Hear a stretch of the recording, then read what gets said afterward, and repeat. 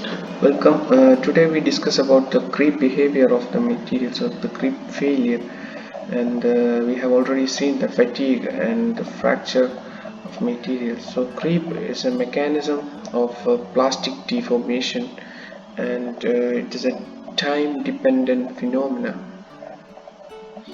So creep, sometimes called cold flow, is the tendency of the solid material to move slowly or deform permanently under influence of a persistent mechanical stress. So it can occur as a result of long-term exposure to high levels of stress that are still below the yield strength of the material. So creep is more severe in materials that are subjected to heat for long periods and generally increases as they near their melting point. So the materials which are often placed at elevated temperatures when exposed to a static mechanical stress will lead to a creep failure. So the deformation under such circumstances are termed as creep. So, as I said, it is a time dependent and a permanent deformation of materials when subjected to a constant load or stress. So, the definition is like this: the deformation that occurs under constant load or stress at elevated temperatures, which is time dependent, is known as creep. So, creep deformation or constant stress is possible at all temperatures above absolute zero. However, it is extremely sensitive to temperature. So the creep is extremely sensitive to temperatures. So hence creep is usually considered important at elevated temperatures, the temperature greater than 0.4 times the absolute melting temperature.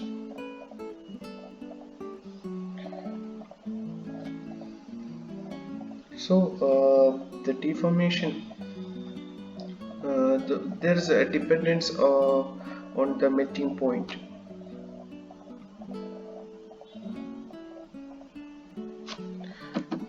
So here we can see a schematic representation of a constant load creep behavior of metals. So this you can see this curve is a particular or a typical creep curve of a strain versus time at constant stress and at a constant elevated temperature. So upon application of load, there is an instantaneous deformation, as you can see in this figure. So the slope of this creep curve is designated as the creep rate. So the creep curve will be consisting of three regions: the primary creep region, the secondary creep, and the tertiary creep. So first is a primary or a transient creep. So this region is the primary creep. So the slope of curve diminishes with time by decreasing the creep rate. So the slope will be diminishing as the time increases, but so the creep rate will be decreasing. So the second stage is the secondary creep, or the second region is called the secondary creep region, and on this region the plot becomes the curve will become linear as the rate of creep is constant. So finally, in the tertiary creep region, there is an acceleration in the rate of creep, and it will lead to an ultimate failure. So this dotted line is the creep for curve for a constant stress, and this straight line or the upper curve shown here is the creep curve when a constant load is applied. So these are the three regions of creep curve: the primary creep or the transient region, and the second is the secondary region. And this secondary creep is also sometimes termed as a steady state creep, and also finally a tertiary creep, which leads to the fracture of the material. So here it is described the above graph. The creep curve is considered to be three portions. The first, initial rapid elongation, epsilon 0. The creep rate decreases continuously with time and is known as primary or a transient creep. So the primary creep is followed by secondary or a steady state or viscous creep. So the second region is known as a secondary state or a steady state or a viscous creep region, and which is characterized by a constant creep rate. So the creep rate will be constant, and this stage of creep is often the longest duration of the three modes. So the second region is the longest when comparing with the first and third region. The second region, where the creep rate will be steady under steady state, is the longest duration of the three modes. And finally, the third stage of creep is known as a tertiary creep, and the occurs that is characterized by increase in the creep rate. So these are the two different equations.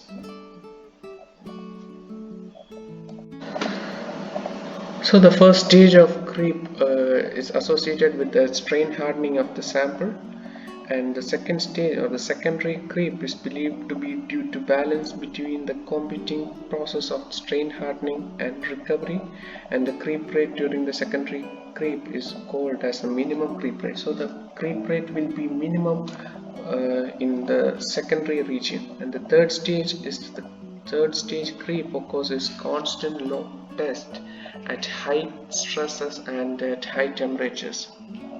So this stage is greatly delayed in constant stress test, and tertiary creep is believed to occur because of either reduction in cross-sectional area due to necking or internal void formation. So the third stage is often associated with metallurgical changes such as coarsening of precipitate particles, recrystallization, or diffusional changes in phases that are present. So these are the three different stages. So next we can see the mechanisms of creep. So generally we can classify it into three. So the first mechanism is dislocation climb, and this mechanism is based on dislocation. So here an edge dislocation, it will be moving out to the slip plane into a parallel plane directly above or below the slip plane.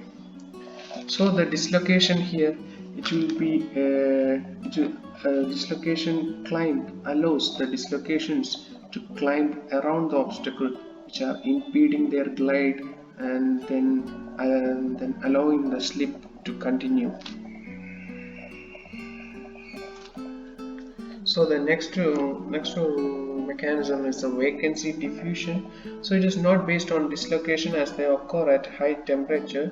So the atoms here shifts to their vacancy position, and thereby with the increase in temperature or at the high temperatures, the atoms will shift to a vacancy and it will diffuse to a vacancy site, and creep will be happening. And the third mechanism is a grain boundary sliding mechanism. So this mechanism also occur at very high temperatures, and at high temperatures the grain slides over the grain boundaries under the influence of stress. So the creep test is done to identify the mode of creep or the rate of creep happening in a material. So how the creep rate will be increased in a material. So creep testing, this is conducted using a tensile specimen to which a constant stress is applied at a constant temperature, often by a simple method of suspending weights from it. So this is the arrangement. We have an electrical furnace or a furnace where the specimen will be placed, and the material will be subjected to under the controlled atmosphere, and it is heated to a given temperature, and it will be constantly subjected to a load. The temperature will be controlled using a thermal couple, and the creep curve is plotted between the creep deformation in the vertical axis and the time on the horizontal axis. So the test is recorded on a graph of strain versus time. So the creep test is conducted using a tensile specimen which has a constant stress applied and often by a simple method of suspending waste from it. So the surrounding the specimen is a thermostatically controlled furnace and the temperature being controlled by a thermocouple which is attached to the gauge length of the specimen. So creep test, this testing is generally carried out in air at atmospheric pressure.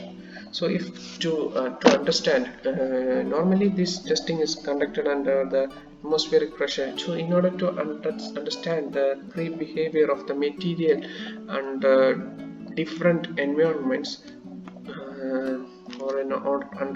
in aggressive environments, how the materials will fail. So in order to understand the behavior of the material in the aggressive environment, the testing may be carried out in a controlled environment simulating service conditions. So next is superplasticity. So superplasticity is the state in which the solid crystalline material is deformed well beyond its usual breaking point, usually over about 600% during tensile deformation. So it's the ability of some materials to elongate uniformly over 600% during the tensile deformation. So such state is usually achieved at high temperatures. So here in this figure you can see an undeformed specimen. So the deformed material, after deformation, the material gets thinner in a very uniform manner rather than forming a neck. A narrowing will be formed, which will lead to a fracture. So here you can see an undeformed specimen. When upon deformation, it will get elongated up to 500% of its original length. So some examples of superplastic materials are some fine-grained metals and ceramics. So other non-crystalline materials such as amorphous, such as silica glass and polymers also deform similarly but are not called superplastic because they are not crystalline. Rather, their deformation is often described as a Newtonian fluid. So the materials like silica glass and polymers, they also deform, but such deformation is not superplastic.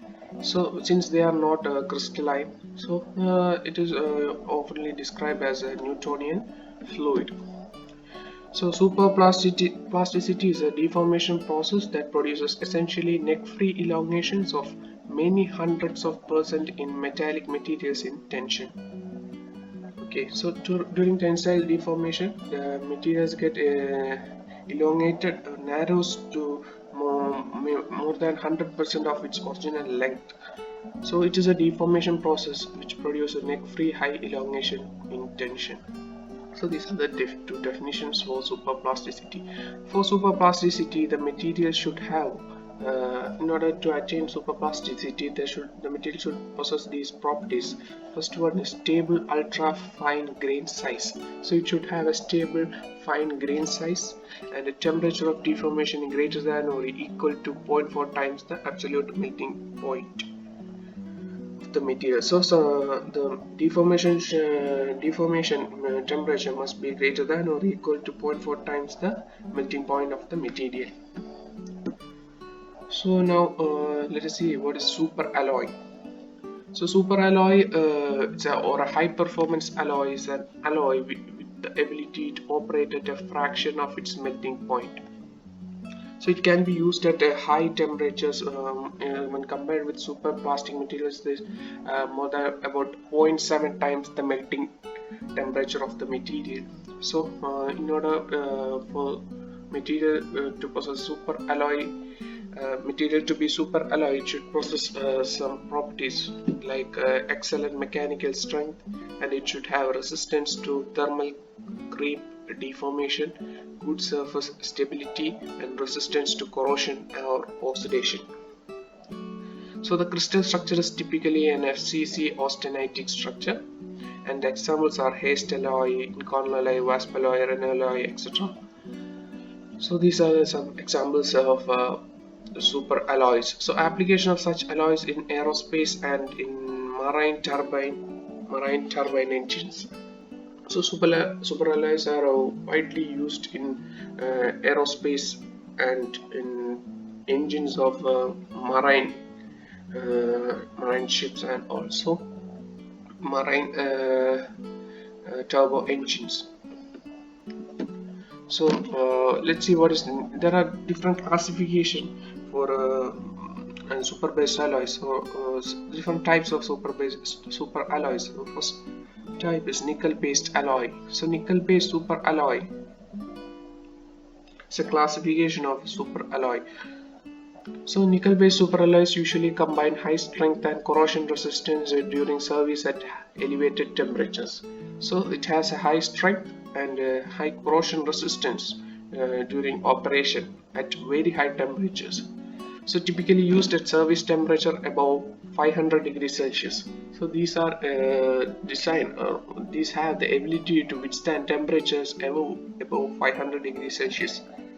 So they have been widely used in high performance combustion engines such as gas turbines in aircraft and for power generation in thermal and nuclear and fossil power plants. So these are the applications where the material will have to withstand very high temperatures.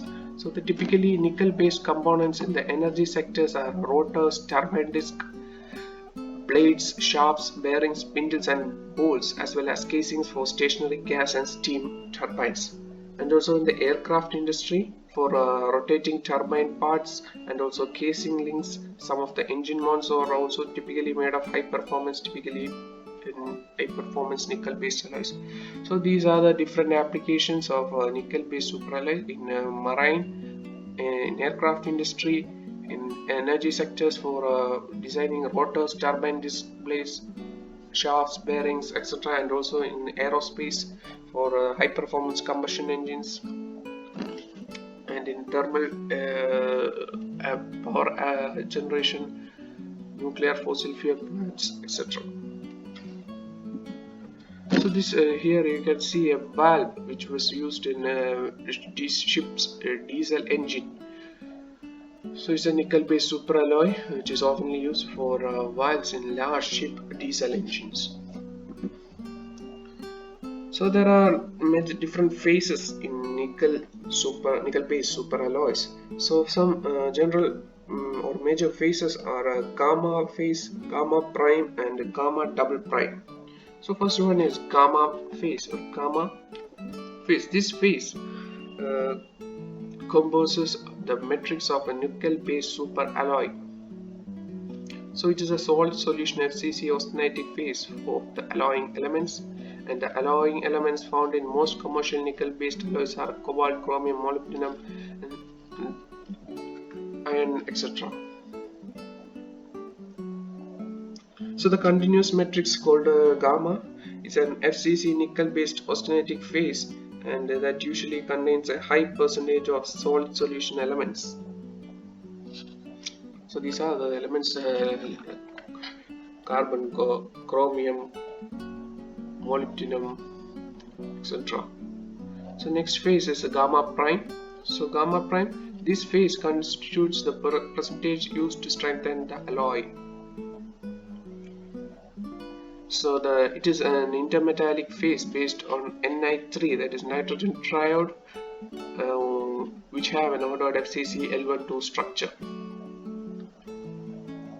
So it is a gamma prime the gamma prime which is largely responsible for the elevated temperature strength of material and its incredible resistance to creep deformation. So the primary strengthening phase in a nickel-based superalloy is Ni3 and is called a gamma prime. It also has an ordered FCC L12 structure, and the amount of gamma prime depends on the chemical composition and temperature. So these are the two crystal structures for gamma and gamma prime. So in crystal structure you can see aluminum or nickel at the atoms. The nickel atoms or aluminum atoms are at the phase centers and also at the corners of the crystal structure. So you can see that in corners and also at the faces the aluminum or nickel atoms are arranged. But in the case of crystal structure for a gamma prime, the aluminum atoms are arranged at the corners of the structure and the nickel atoms at each face of the structure. So this phase provides a very high strength at a low this nickel atoms are at face center and the aluminum atoms at the corners of the cube. So next is a gamma double prime. So this phase typically possesses the composition of Ni3Nb or Ni3V and is used to strengthen the nickel based superalloy at lower temperatures less than 650 degrees Celsius related to gamma prime. So the crystal structure of gamma double prime is body centered tetragonal BCT. So this is a structure and this phase provides a very high strength at a very low intermediate temperature which is less than 650 degrees Celsius. Okay, so this is the third phase, that is gamma double prime, and also we have another phase called the carbide phase. So carbide phases. So carbide formation is usually considered deleterious, although in nickel based superalloys they are used to stabilize the structure of the material against deformation at high temperatures. So during heat treatment the added carbon which get transformed and forms carbides which when heat treated it begins to decompose and forms low carbides which in turn forms the grain boundaries and it inhibits grain boundary motion. So carbides form at the grain boundaries, inhibiting a grain boundary motion. So these are the nickel based superalloy phases, and with this we come to the end of third module. Thank you.